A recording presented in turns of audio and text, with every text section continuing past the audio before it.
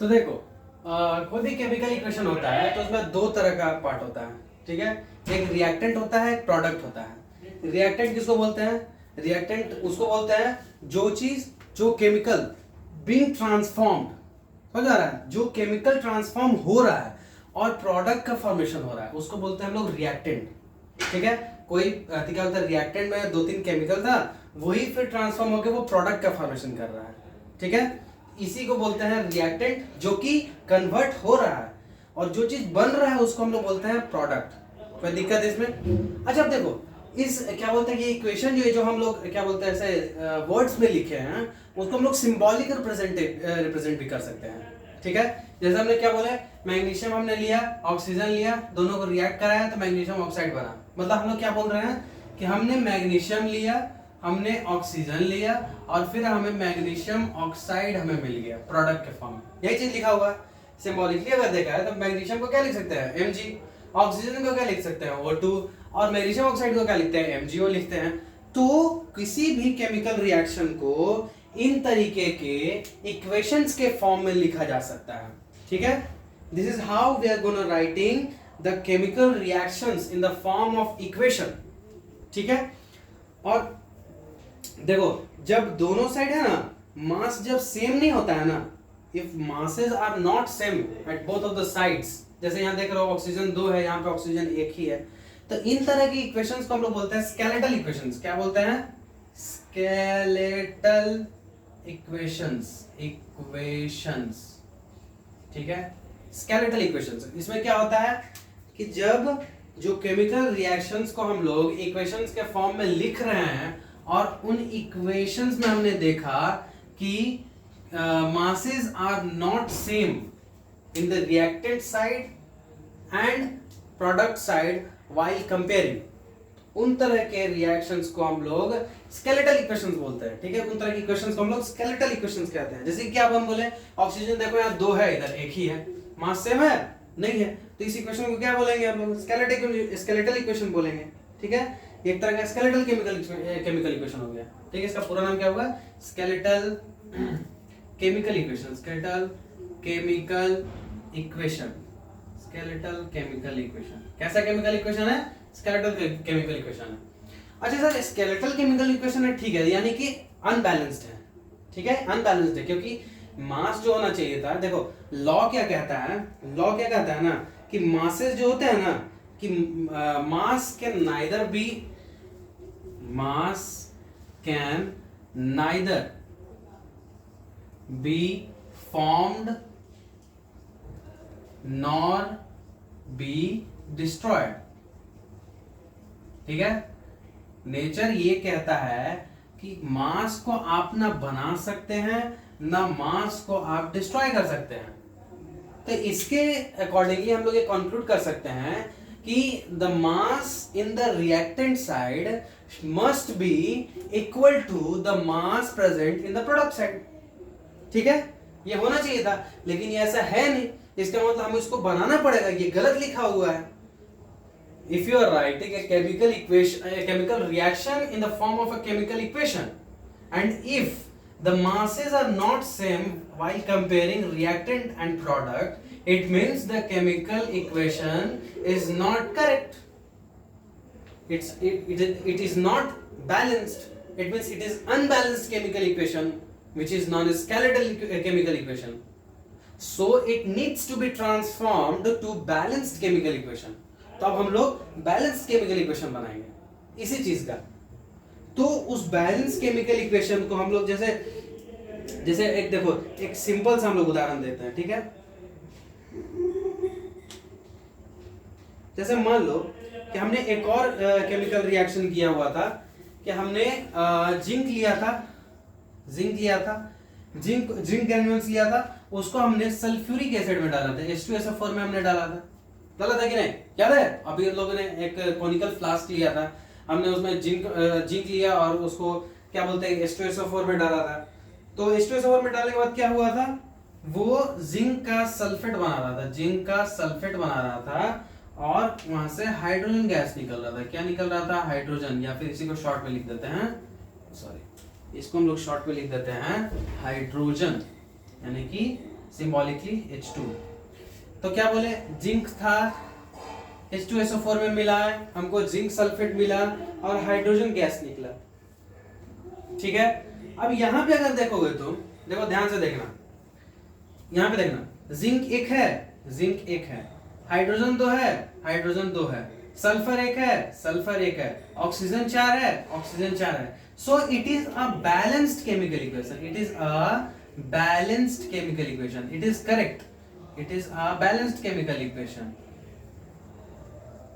हम लोग ये यहां पे कंक्लूड कर सकते हैं कि एक स्केलेटल केमिकल इक्वेशन में और एक बैलेंस्ड केमिकल इक्वेशन में क्या अंतर है कि नंबर ऑफ एटम्स जो हैं वो बोथ साइड में अगर इक्वल है, मतलब जो रिएक्टेंट साइड में जो नंबर ऑफ एलिमेंट्स हैं किसी भी चीज के, किसी भी एलिमेंट के, जैसे मान लो कि जिंक का जो नंबर ऑफ क्या बोलते हैं एटम्स हैं वो बराबर है number of atoms at the product side of zinc, then it is balanced. उसी तरह से हम लोग हाइड्रोजन का भी मिलाते हैं, उसी तरह से सल्फर का भी मिलाएंगे, ठीक उसी प्रकार से ऑक्सीजन का भी मिलाएंगे। हमने सबका मिलाया ना, जैसे देखो जिंक का मिला है, जिंक एक था, इधर भी जिंक एक है, हाइड्रोजन 2 है, हाइड्रोजन 2 है, सल्फर एक है, सल्फर एक है, ऑक्सीजन 4 है, ऑक्सीजन 4 है। तो it is a balance chemical equation.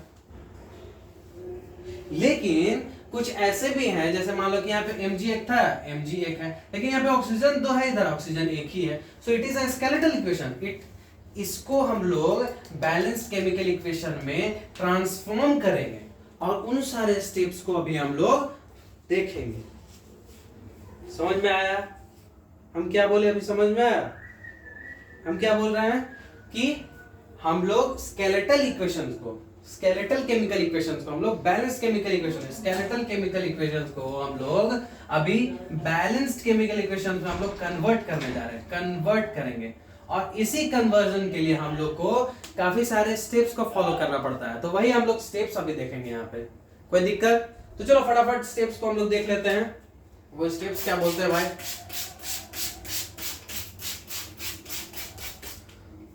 Okay,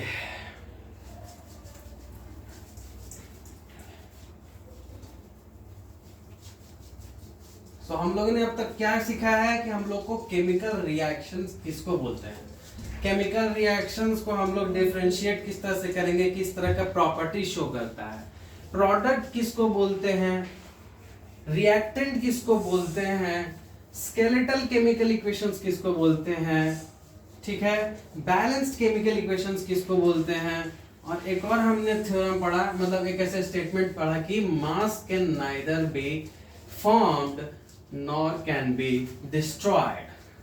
ठीक है, पृथ्वी पे जितना मास है वो उतना ही मास रहेगा। आपके जलाने से, आपके बुझाने से, पानी के साथ रिएक्शन कराने से मास कम नहीं हो जाएगा। पृथ्वी पे जितना कार्बन है, कार्बन उतना ही रहेगा, ऑक्सीजन जितना है, ऑक्सीजन उतना ही रहेगा।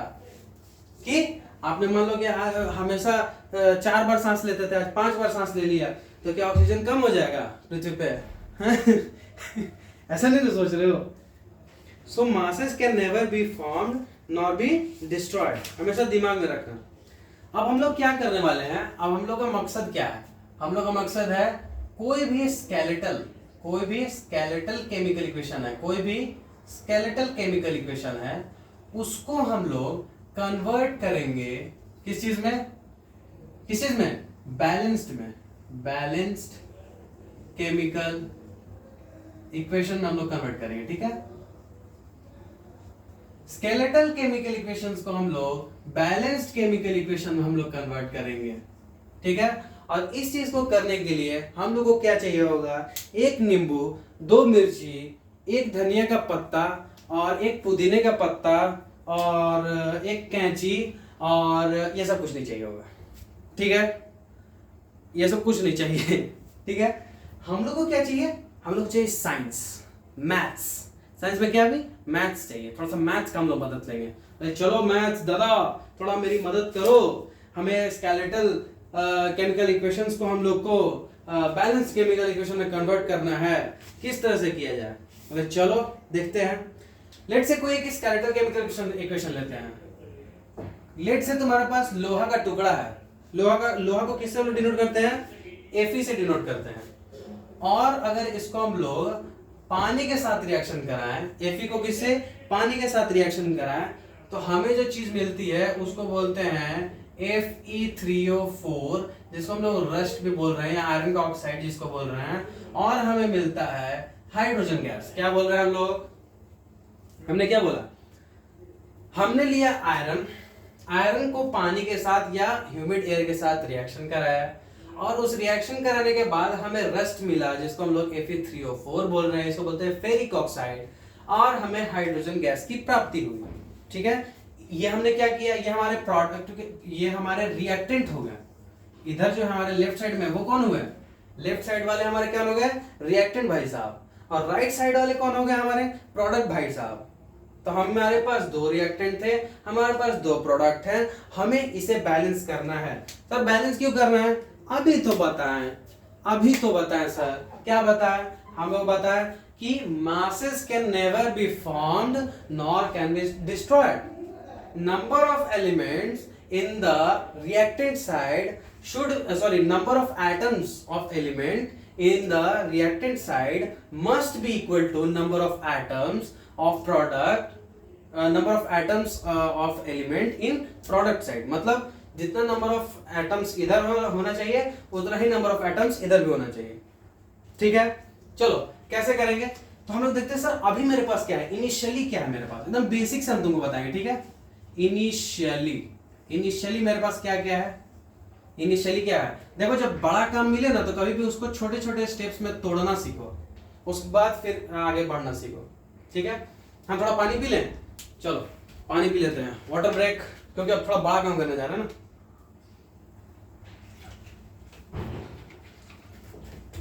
ओके देखो सर, हमने देखा कि सर इधर रिएक्टेंट है इधर प्रोडक्ट है, तो आप सर दो अति कॉलम बना लीजिए, रिएक्टेंट का और प्रोडक्ट का। बोले ठीक है बना लो। तो सर हमने इनिशियली देखा कि रिएक्टेंट में जो आयरन है, देखो आयरन है यहाँ पे प्रेजेंट, बोले हाँ सर आयरन तो है, और देखो बाबू हाइड्रोजन है, बोले हाँ सर हाइड्रोजन भी है, और क्या दिख रहा है तुमको नया, सर एक ऑक्सीजन भी है, ऑक्सीजन भी तो एलिमेंट है। बोले हाँ ठीक है, ध्यान दे रहा है हमारा स्टूडेंट, ध्यान दे रहा है, बोले ठीक है। अब देखो सबसे पहले रिएक्टेंट साइड में देखते हैं, किधर, रिएक्टेंट साइड में। रिएक्टेंट साइड में आयरन की मात्रा कितनी है, number of atoms of iron कितना है, 1 है। क्या है, 1। देखो इनिशियली में क्या कर रहे हैं, कंपेयर कर रहे हैं बस कि हमारे पास क्या गिवन है। आयरन कितना है, 1 है। देखो Fe 1 दिख रहा है, कुछ नहीं है, इसका मतलब 1 है। यहाँ Fe क्या है, प्रोडक्ट साइड में कितने हैं, 3 है, तो 3 हो गए प्रोडक्ट साइड में। ठीक है, हाइड्रोजन कितने हैं, हाइड्रोजन क्या बोलते हैं, रिएक्टेंट साइड में देखो 2 हाइड्रोजन है। ठीक है, 2 हाइड्रोजन है, दिख रहा है, 2 into 1, इसको 1 कंसीडर करो, इधर कभी भी है ना कुछ नहीं लिखा हुआ, इसका मतलब 1 लिखा हुआ है, तो 2 into 1 कितना हो गया, 2 हाइड्रोजन है, यानी कि 2 हाइड्रोजन है रिएक्टेंट साइड में। प्रोडक्ट साइड में देख रहे हैं तो 4 into 1 लिखा हुआ है, ये समझ में आ रहा है, तो इसका मतलब सॉरी हाइड्रोजन देख रहे हैं 2 हाइड्रोजन है, 2 into 1, इधर भी 2 है, हाइड्रोजन तो बच गया। ऑक्सीजन देख रहे हैं तो ऑक्सीजन मेरे पास 1 है, दिख रहा है, यहाँ पे कुछ नहीं है, यहाँ पे 1 लिखा हुआ है और यहाँ पे 1 है, तो 1 into 1 1, तो कितना हुआ, ऑक्सीजन इनिशियली 1 है, लेकिन ऑक्सीजन देख रहे हैं फाइनली तो हमारे पास 4 है, 4 into 1। इनिशियली तो ये बात हो गई, हाँ सर इनिशियली तो ये बात हो गई, तो हमको क्या करना होगा, बैलेंस करना होगा। अगर इसके प्रोडक्ट में 3 है तो इसको भी 3 करना होगा, ये तो पहले से बैलेंस है। इसमें देखो प्रोडक्ट में 4 है तो इसको भी ऑक्सीजन होगा 4 करना पड़ेगा। तो हम लोग क्या कर सकते हैं, सोचो हम लोग क्या कर सकते हैं, एक बार फ्रेश हम लोग लिखते हैं। ठीक है, हम लोग फ्रेश लिखते हैं कि जैसे मान लो ठीक है, हम लोग सबसे पहले क्या करेंगे, ये करने के लिए फाइनली हम लोग को जो अचीव करना है उसको करने के लिए हम लोग क्या करते हैं, बेसिक एकदम देखो दिमाग में रखो कि हम लोग जानते हैं कि number of element, number of atoms किधर ज्यादा है, किधर ज्यादा है, तो हमको दिख रहा है प्रोडक्ट साइड में ऑक्सीजन का जो नंबर ऑफ एटम है वो 4 है, कितना है 4, वो सबसे ज्यादा दिख रहा है, तो उसी से हम लोग कैरी ऑन करेंगे। ठीक है, 4 है, अच्छा ठीक है सर, यहाँ ऑक्सीजन 4 है तो इधर भी मेरा 4 होना चाहिए, क्या इधर 4 है, नहीं है, ऑक्सीजन तो 1 ही है, तो इसको तो 4 करना है, तो कैसे करेंगे सर, यहाँ 4 लगा देंगे, लेकिन नहीं, कभी भी वहां पे कुछ नहीं करना है। जब आपको लिखना है वो यहाँ पे लिखना है। ये जो भी तुम्हारा एलिमेंट है ना, ये मान लो एक ये है, एक ये है, एक ये है, सबको एक डब्बा में डालो, एक ये, ठीक है, डाल दिया डब्बा में। अब क्या करना है बेसिकली, अब क्या करना है बेसिकली, कंपेयर करना है। ऑक्सीजन यहाँ पे 4 है, ऑक्सीजन यहाँ पे 1 है, तो हमको इसको 4 बनाना है। कैसे करेंगे, सामने में 4 लगा देंगे, ठीक है। ऑक्सीजन 1 था, ऑक्सीजन 4 था, यहाँ ऑक्सीजन 1 था, तो इस वाले को हम 4 कैसे बनाएंगे, 4 से गुना करके, तो 4 यहाँ लगा दिए, तो ऑक्सीजन 4 हो गया। तो ऑक्सीजन का तो सॉर्ट आउट हो गया, यानी कि oxygen done, oxygen sir done, ठीक है। अब बोलेंगे चलो ठीक है, तो यहाँ देख रहे हैं ना, अरे यार तुम तो हाइड्रोजन गड़बड़ा दिया, फिर हाइड्रोजन इधर 8 हो गया, हाइड्रोजन इधर 8 हो गया, और इधर क्या बोलते हैं प्रोडक्ट में देखो हाइड्रोजन 2 ही है, दिख रहा है। हम लोग देखो कुछ नहीं बुझा रहा है एकदम स्टार्टिंग से, तुम सोचो एकदम मान के चलो एकदम कुछ नहीं आता है हमको, ठीक है। हम लोग क्या किए, हम लोग सिंपल सा केमिकल रिएक्शन लिखे, इधर रिएक्टेंट था, इधर प्रोडक्ट था, हम लोगों ने कंपेयर किया कि नंबर ऑफ एटम्स किसके कितने हैं। हम देखे यहाँ पे आयरन का है, हाइड्रोजन का है, ऑक्सीजन का, तो आयरन का, हाइड्रोजन का, ऑक्सीजन लिख लिए, ये तीनों लिख लिए। अब रिएक्टेंट और प्रोडक्ट का दो क्या बोलते हैं टेबल बना लिए और फिर कंपेयर कर लिए। हमने देखा कि आयरन यहाँ पे 1 है इनिशियली, आयरन यहाँ पे 3 है प्रोडक्ट में, हाइड्रोजन जो है वो 2 था, यहाँ पे हाइड्रोजन भी 2 था, ऑक्सीजन 1 था, ऑक्सीजन 4 था। तो हम लोगों ने क्या बोला कि नंबर ऑफ एटम्स जिसके पास ज्यादा होगा उसी से हम लोग चालू करेंगे, ठीक है। तो ऑक्सीजन के पास हम लोग देखे कि 4 गो है इधर प्रोडक्ट साइड में, तो रिएक्टेंट साइड में भी 4 गो होना चाहिए, तो हम लोग यहाँ 4 से मल्टीप्लाई कर दिया। अब तक का कहानी यही है राम कथा। अब आगे बढ़ते हैं, ठीक है सर 4 है मान गए, तो सर यहाँ पे तो हाइड्रोजन गड़बड़ा गया। हाइड्रोजन देखिए 4 दूनी 8 होता है, देखो इसको भी इसको मल्टीप्लाई कर देना होता है, ठीक है। ये जो सामने में लिखा होता है कोएफिशिएंट इसका, और ये जो नीचे में डाउन साइड में लिखा होता है, ठीक है, सब स्क्रिप्ट में, वो दोनों मल्टीप्लाई होता है, ठीक है, कभी भी। तो 4 दूनी 8, हाइड्रोजन कितना हो गया, अभी 8 हो गया, तो इसका हाइड्रोजन हमको 8 करना है, तो क्या चीज से मल्टीप्लाई करेंगे, ऑब्वियस है सर 4 से करेंगे, 4 दूनी 8, ये भी हो गया। बोलेगा अच्छा हाइड्रोजन भी बैलेंस हो गया, चलो ठीक है। अब Fe का क्या करना है सर, यहाँ तो Fe 3 है और यहाँ Fe 1 ही है। बोले हाँ बात तो सही बोल रहा है, तो ठीक है इसको 3 से मल्टीप्लाई कर देंगे। हाँ सर अब तो पूरा बैलेंस जैसा लग रहा है, एक बार सर साफ साफ लिखिए ना। हाँ चलो साफ साफ लिख लेते हैं, 3Fe plus 4H2O gives Fe3O4 plus 4H2। क्या यही आया, क्या यही आया। अब आप देखो तो ये फाइनल रिजल्ट है, ये फाइनल रिजल्ट है। एक बार तुम थोड़ा ये फाइनली एक बार कंपेयर करो। आयरन कितना है 3 है, आयरन कितना है 3 है, हाइड्रोजन कितना है 4 दूनी 8, हाइड्रोजन कितना है 4 दूनी 8, ऑक्सीजन कितना है 4, ऑक्सीजन कितना है 4। अरे सर ये तो बैलेंस हो गया, इसका मतलब बैलेंस केमिकल इक्वेशन हो गया। बोले कि हाँ हो तो गया, लेकिन अभी एक इसमें बचा हुआ है। क्या बचा हुआ सर, दो तो किए। तो देखो जब तुम ये लिख रहे हो तो एक और चीज हम लोग करते हैं, वो हम लोग डालते हैं इसका जो इसका फिजिकल स्टेट जो होता है ना, फिजिकल स्टेट कौन कौन सा होता है, फिजिकल स्टेट होता है तेरा फिजिकल स्टेट। ये क्या होता है, फिजिकल स्टेट होता है तेरा कौन सा, सॉलिड होता है, लिक्विड होता है, गैस होता है, और क्या होता है एक्वस होता है। सॉलिड होता है, लिक्विड होता है, गैस होता है, और क्या होता है एक्वस होता है। ये चार स्टेट हमको लिखना पड़ेगा यहाँ पे, ठीक है। तो हमको पता है Fe क्या होता है, सॉलिड होता है। Fe क्या होता है, सॉलिड होता है। Fe के सामने यहाँ पे S लिख देंगे। पानी क्या है, यहाँ पे हम लोग गैस के साथ, ह्यूमिड एयर के साथ रिएक्शन करा रहे थे, गैस लिख दिए। Fe3O4 क्या है, Fe3O4 तुम्हारा क्या है यहाँ पे देख के बताओ। मतलब रस्ट जो होता है वो क्या होता है, एक तरह का सॉलिड होता है, तो ये भी क्या हो गया, सॉलिड हो गया। और हाइड्रोजन वापस क्या है, वो एक तरह का गैस है। किसी को कोई दिक्कत? किसी को कोई दिक्कत? कुछ नहीं, लास्ट स्टेप में हम लोग क्या किए, फिजिकल स्टेट को बस मेंशन कर दिए हैं। आयरन क्या था, सॉलिड स्टेट में था, H2O क्या था, गैस के फॉर्म में था, वो दोनों का रिएक्शन कराए थे। तो जो Fe3O4 मिला था वो रस्ट था, वो भी सॉलिड था, हाइड्रोजन गैस वहां से रिलीज हो रहा था। हाइड्रोजन गैस क्या होता है, गैस होता है, तो नाम ही बोल रहा है हाइड्रोजन गैस। हो गया तुम्हारा, फाइनली कन्वर्ट हो गया। यू कैन सी कि जो हमारा स्केलेटल केमिकल इक्वेशन था वो एक बैलेंस्ड केमिकल इक्वेशन में कन्वर्ट हो चुका है। दिख रहा है तुम लोगों को? प्रॉपर एक बैलेंस केमिकल इक्वेशन में कन्वर्ट हो चुका है।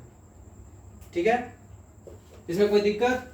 जिसको नहीं समझ में आया थोड़ा सा और बैक करो, वापस से लेक्चर को थोड़ा सा रिपीट कर लो, तुम्हें भली भांति अच्छे से समझ में आ जाएगा। ठीक है, थोड़ा सा आगे बढ़ते हैं, इसको थोड़ा सा और एक स्टेप अहेड लेके चलें। तो फिजिकल स्टेट में और भी बहुत सारी चीजों को कंसीडर किया जाता है। बोलोगे क्या सर? बताते हैं, अभी हम बताते हैं। मैं हूं ना, क्यों टेंशन ले रहे हो?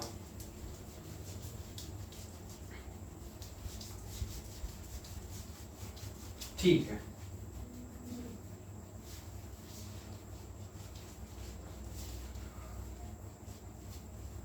हमने स्केलेटल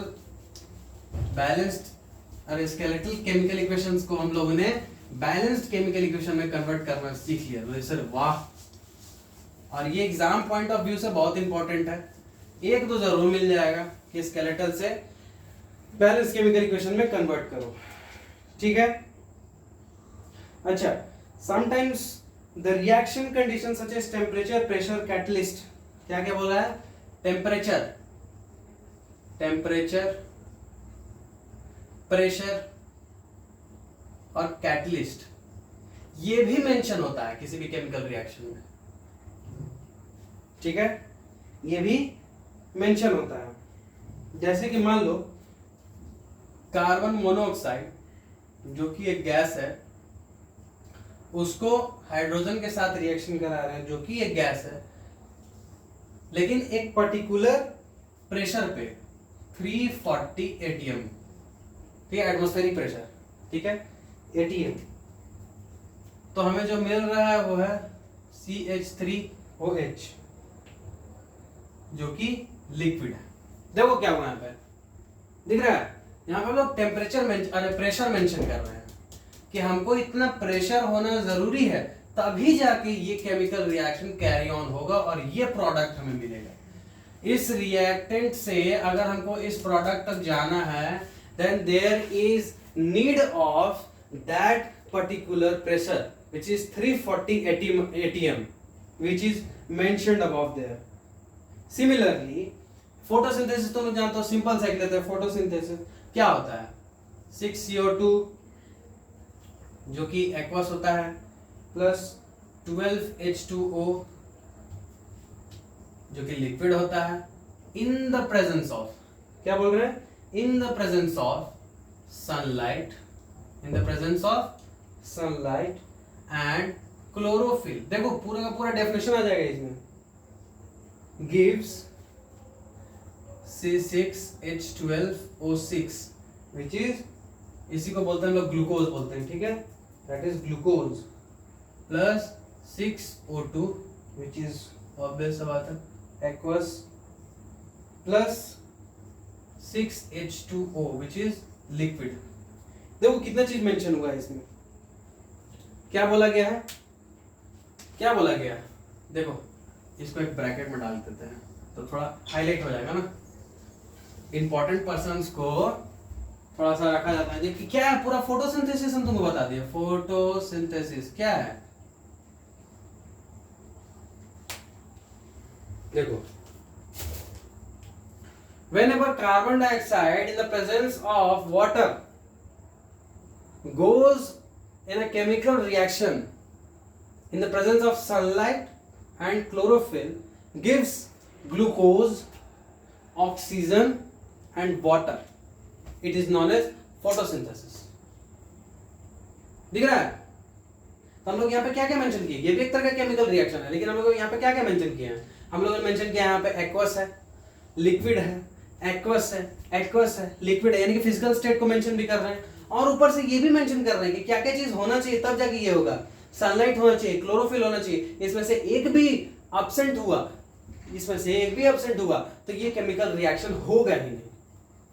देख रहे हो क्या बोलते हैं, प्रेशर लिखा हुआ आ रहा है, कैटलिस्ट लिखे हुए आ रहे हैं, तो कहीं कहीं टेम्परेचर लिखा हुआ आता है कि हाँ 30 डिग्री टेम्परेचर पे होगा, 40 डिग्री टेम्परेचर पे होगा, इस तरीके से भी होता है।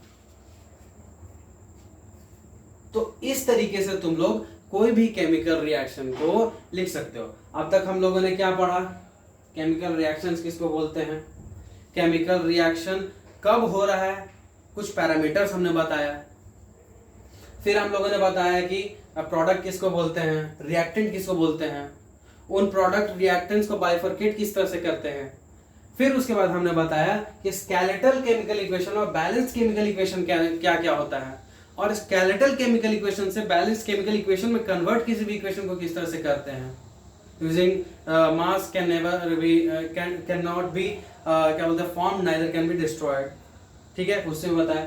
और फिर हमने बताया कुछ और पैरामीटर्स कि किस तरीके से आप अपने केमिकल इक्वेशन को खूबसूरत या फिर और डिफाइनेबल बना सकते हैं। हम लोग इतना ज्यादा क्यों इसमें लिख रहे हैं, सनलाइट और फिर मोर डिटेलिंग कर रहे हैं ताकि तुरंत समझ में आ जाए। ज्यादा अगर इसी को लिखना होता तो बहुत लिखना था, कार्बन डाइऑक्साइड क्या बोलते हैं water in the presence of sunlight, chlorophyll, देख रहे हो अगर सेंटेंस के फॉर्म में लिखो कितना बड़ा होता है। लेकिन हम लोग क्या करते हैं, सिंबॉलिक रिप्रेजेंटेशन करते हैं इन द फॉर्म ऑफ इक्वेशन, ताकि हमारा समय बचे और मोर इंफॉर्मेटिव लगे। देखो इतने छोटे से केमिकल इक्वेशन में हम लोग को पूरा का पूरा पता चल गया कि कैसा केमिकल रिएक्शन हो रहा होगा, ठीक है। तो अब तक के लिए इतना ही, मिलते हैं इसके नेक्स्ट वीडियो में, उसके आगे फिर उसमें कैरी ऑन करेंगे। ओके।